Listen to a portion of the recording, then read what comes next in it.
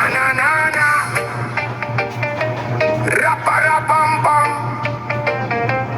Na na na na na, rapa rapam pam.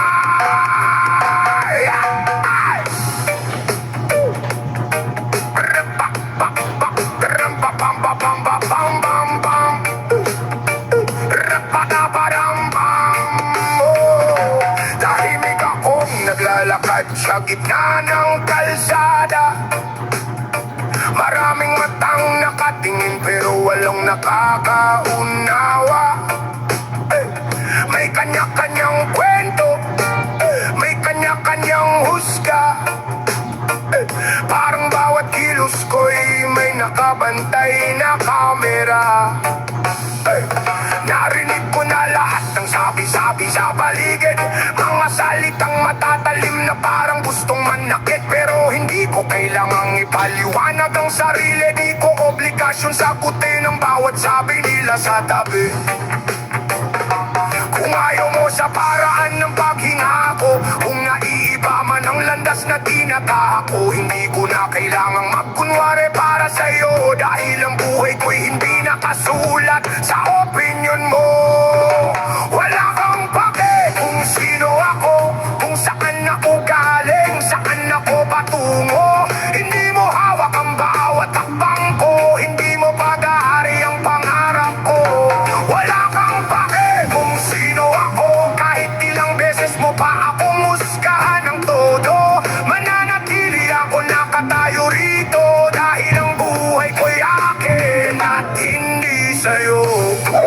Ay, may mga taong sanay magturo ng mali ng iba, pero di makita ang sarili nilang problema. Mabilis magbigay ng hatol ng walang-walang, parang sila lang ang may karapatang magsalita ng matapang.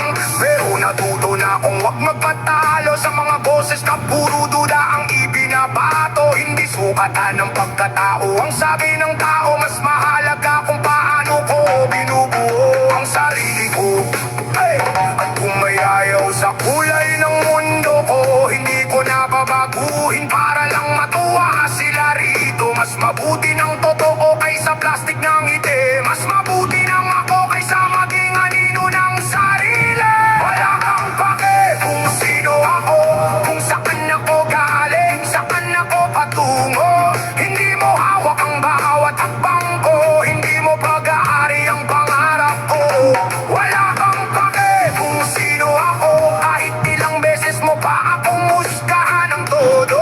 Mananatili ako nakatayo rito, dahil ang buhay ko'y akin at hindi sa'yo. Hindi mo lamang mga gabing walang tulog, mga laban na kulang ang nakakaabot. Hindi mo nakita ang mga sugat at pagod, kaya bakit parang alam mo ang buong sagot? Hindi mo alam ang bigat na basan ko, ang bawat luha na itinago ko sa ulo ng unan ko. Kaya bago ka magsalita at manghusga ng todo, alalahanin mong hindi mo nabuhay ang buhay ko.